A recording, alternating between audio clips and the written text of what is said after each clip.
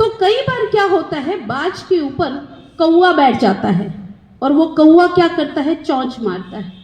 बाज परवाह नहीं करता, उड़ता जाता है, उसे पता है मैंने उड़ते जाना है, और वो 30-40 हजार फीट की ऊंचाई तक पहुंच जाता है। जिंदगी में हाथी की तरह बनो, जिंदगी में बाज की तरह बनो, आसपास की चीजों को इग्नोर करना सीखो, तो बच्चों प्रोग्रेस कर जाओगे।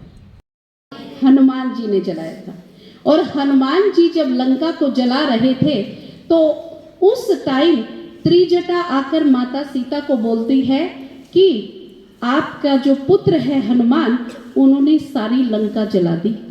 तो वहां पर माता सीता हाथ जोड़कर प्रार्थना करती है अग्निदेव से कि मेरे पुत्र का बाल भी बांका ना हो।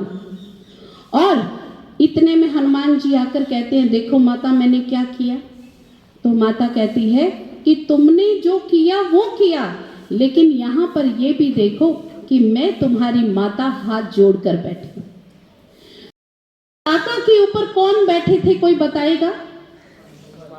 हनुमान जी बैठे।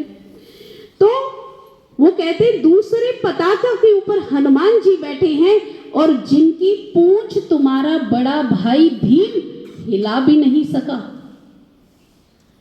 तो सोचो, हम 2 लोगों के बैठे हुए भी ये रथ 3 कदम पीछे हो गया, तो सोचो कितना ताकतवर होगा कर्ण।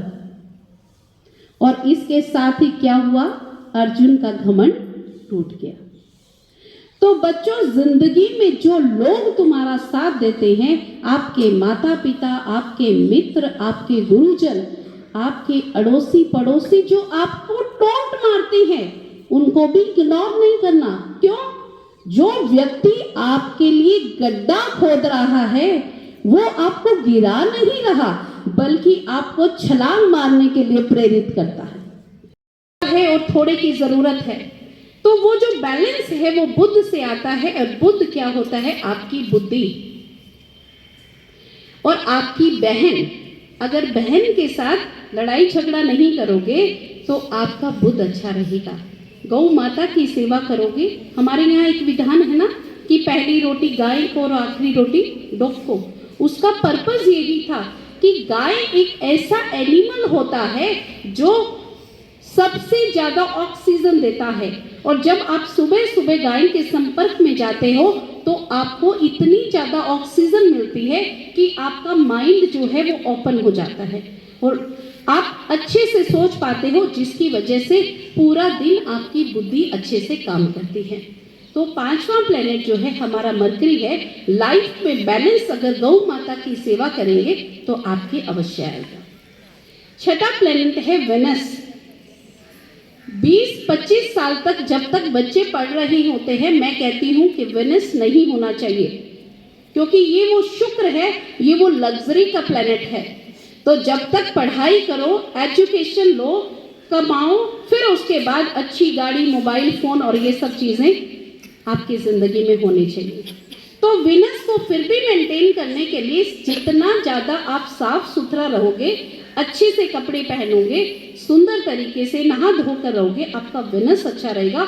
और वेनस यानी कि शुक्र, यानी कि शुक्राचार्य, यानी कि रावण के गुरु। तो देखो, शिष्य तो उनका भी रावण था और 4 वेदों का ज्ञाता था। बस थोड़ी सी चरित्र की कमी थी और कुछ नहीं थी। पर अभी मैं कहूंगी कि आप बृहस्पति के संपर्क में रहे, शुक्र के नहीं। इसलिए मोबाइल कम यूज करें, परफ्यूम कम यूज करें, और लग्जरी की चीजों से अपने आप को जितनी हो सके उतनी दूरी बना के रखें, आपका वेनस अच्छा रहे। 7वां प्लेनेट है केतु।